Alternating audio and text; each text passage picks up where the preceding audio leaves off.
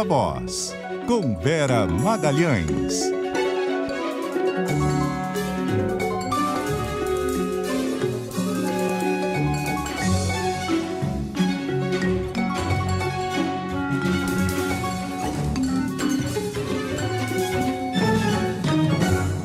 Oi, Vera, boa noite, tudo bom? Boa noite, Carol, boa noite, Muniz, todo mundo que nos ouve e nos assiste. Boa noite, Vera. Vera, hoje o presidente Lula se reuniu com os governadores em busca de apoio político, ouviu também as principais demandas de infraestrutura dos estados e, como era de se esperar, uma demanda grande por recomposição das perdas dos estados com a isenção de ICMS dos combustíveis, né? Exatamente, Carol. Essa reunião foi idealizada como uma tentativa de juntar esforços em torno do governo pela defesa da democracia, pela reconstituição do Pacto Federativo, para apresentar o governo novo, o governo Lula, como diferente do governo Bolsonaro em relação a isso, em relação à abertura para governadores de diferentes partidos, trabalhar junto, não estigmatizar ninguém pela sua cor ideológica, etc. Então, todo o aparato em torno do evento foi para que saísse algo nessa linha, né? Uma reunião desde cedo com os 27 governadores, em que se propôs a assinatura de uma carta em defesa da democracia, e ela foi assinada. Na carta, os governadores dizem que não é negociável a democracia e que ela é algo comum a todos, a sua defesa. E também pactuaram a criação de um conselho da federação, que vai reunir o governo federal, estados e municípios para discutir obras, discutir ações conjuntas e que deverá ter encontros periódicos na sua totalidade ou também encontros bilaterais entre esses estados, o governo, etc. Essa foi a agenda política, era a agenda que o Lula pretendia alcançar. Ele já queria fazer essa reunião antes, fez outra anterior com os governadores, mas que foi pautada exclusivamente pela reação à tentativa de golpe do dia 8 de janeiro, e agora ela acontece para dar esse estofo político aí que o governo pretende alcançar. Mas sempre vem cobrança quando você se reúne com governadores, principalmente porque eles de fato tiveram uma perda bilionária de recursos desde que foi instituído o teto do ICMS dos combustíveis e da energia. Foi mais uma das medidas eleitoreiras imaginadas pelo governo Bolsonaro e aprovadas pelo Congresso às vésperas da eleição para reduzir o preço dos combustíveis antes da eleição. E aí a conta ficou para os estados. O ICMS é uma das principais receitas para custear a educação dos estados e outras despesas, e a perda é estimada em algo como 33 bilhões para todas as unidades. É uma coisa bastante salgada. Ainda está se discutindo no Supremo Tribunal Federal a forma de compensar os estados por essa perda. O governo anterior tentou se desvencilhar dessa compensação, e também hoje o Lula reconheceu o problema, diz que entende que os estados têm razão ao pedir uma compensação, mas mais ou menos pediu um tempo. O que ele disse é que eles sabem que o orçamento não dá para fazer tudo e que, em troca, ele oferece financiamentos do BNDES, financiamentos do Banco do Nordeste e parcerias para tocar obras que sejam prioritárias, obras que estejam paradas, etc. Não resolve.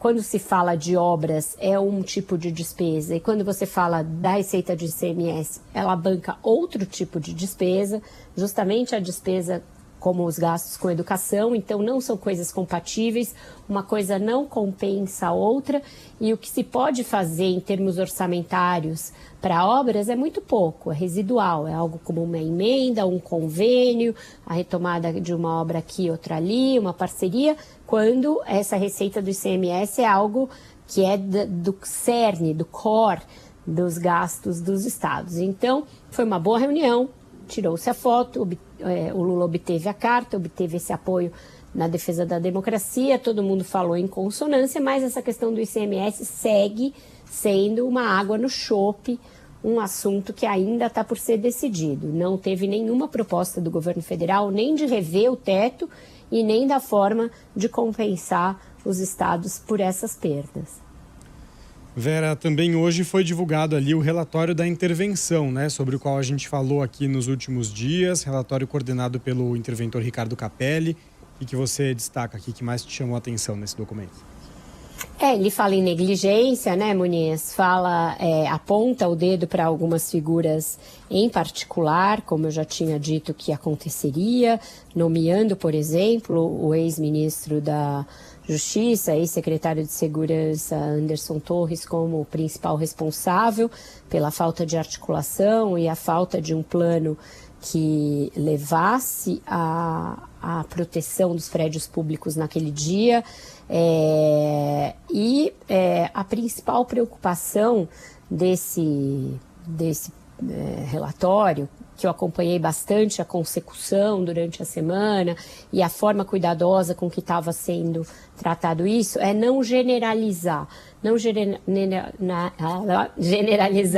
a polícia do DF como responsável pelos atos terroristas ou chamar todos de coniventes com aquilo. Foi a ideia de dizer que, no todo, os homens da polícia estavam sem comando, eles estavam sem um roteiro, sem um plano de ação e que, por isso, muitos deles ficaram vendidos numa situação de menor número em relação aos manifestantes e particularizar em algumas pessoas, principalmente pessoas de cargos de comando, a responsabilidade pelo que aconteceu. É claro que aqueles policiais filmados ali, ou tirando selfie com golpistas, ou falando contra a possibilidade de detê-los, ou tomando uma água de coco enquanto a boiada passava, todos esses vão ser investigados e punidos, já estão com processos em curso na corregedoria. Mas a ideia é não estigmatizar a corporação,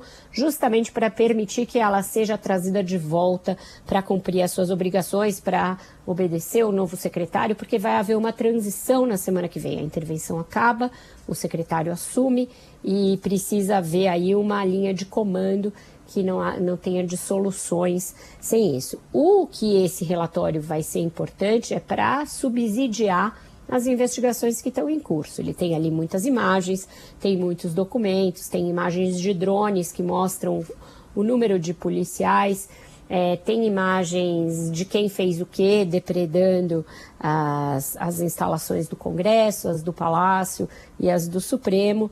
Então, isso vai ser entregue à Polícia Federal, vai ser entregue ao Alexandre de Moraes, vai ser entregue ao corregedor da PM do DF, que vai seguir com as investigações relativas a policiais, e aí a ideia é que ele sirva também de subsídio. Ele não é uma conclusão em si, mas ele já aponta algumas coisas que podem ser feitas para melhorar a segurança em Brasília e vai também subsidiar essas investigações.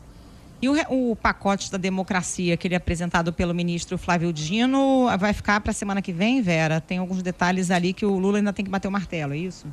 Pois é, eu achei muito incipiente o que saiu ontem, era muito próximo ao que eu estava ouvindo enquanto eu estava lá em Brasília, não teve ali um anúncio formal, fechado das medidas. E aí eu chequei com o Ministério, com o Palácio, e realmente o Lula, o que ele recebeu ontem é uma primeira versão do pacote, Carol.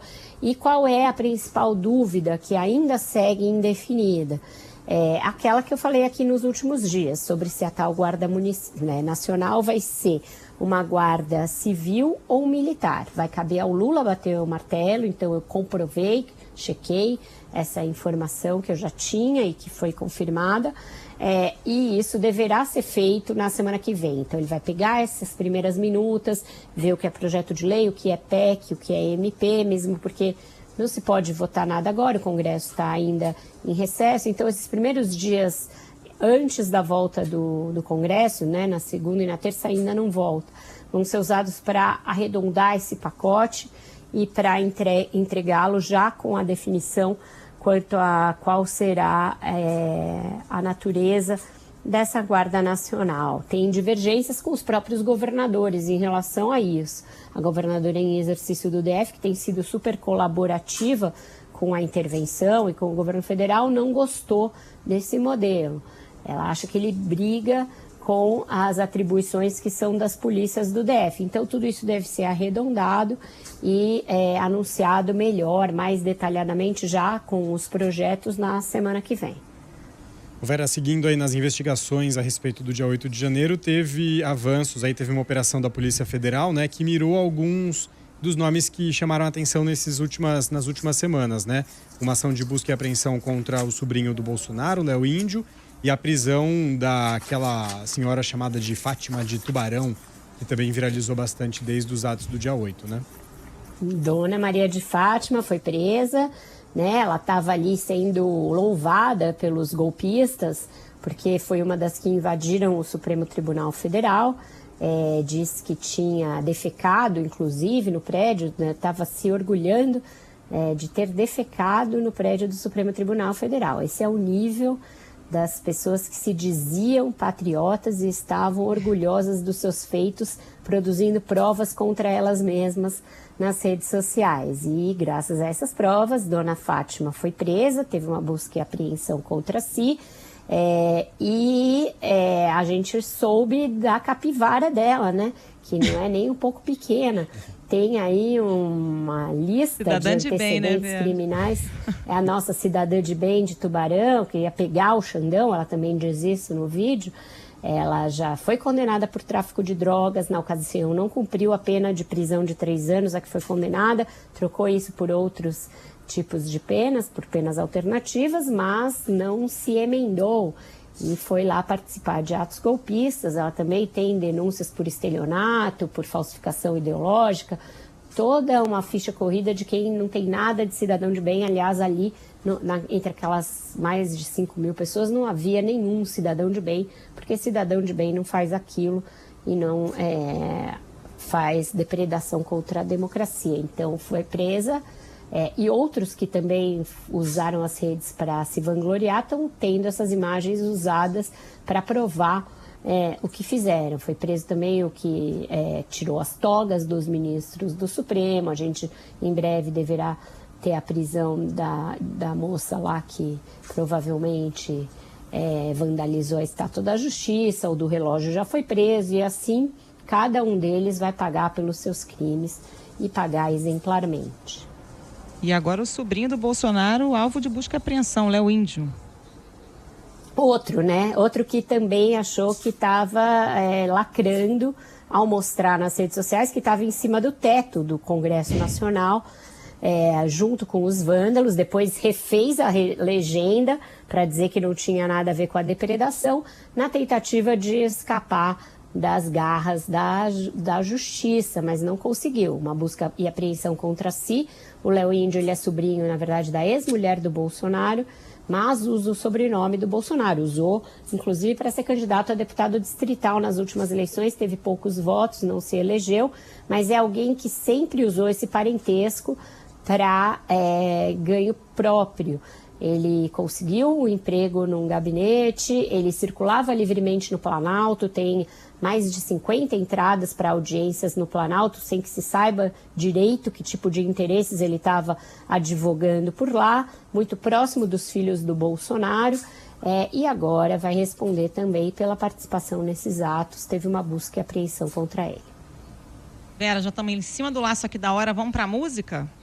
Vamos para a música, Carol Moran. Eu que não sou do carnaval, você bem sabe, estou sendo arrastada para o carnaval, cooptada para o carnaval pelas nossas amigas, algumas delas cariocas que estão em São Paulo. Então esse é o fim de semana que abre mais ou menos o Carnaval de São Paulo. Tem o ensaio da Charanga do França no domingo, ensaio também do Acadêmicos do Baixo Augusta, outro bloco conhecido aqui da cidade. Hoje à noite tem Orquestra Imperial no Cine Joia, então já fica o serviço para todo mundo, os ensaios são abertos e a Orquestra Imperial é com ingresso hoje no Cine Joia, e a gente vai justamente com a Charanga do França, abrindo aí o carnaval, e eu estarei lá, talvez.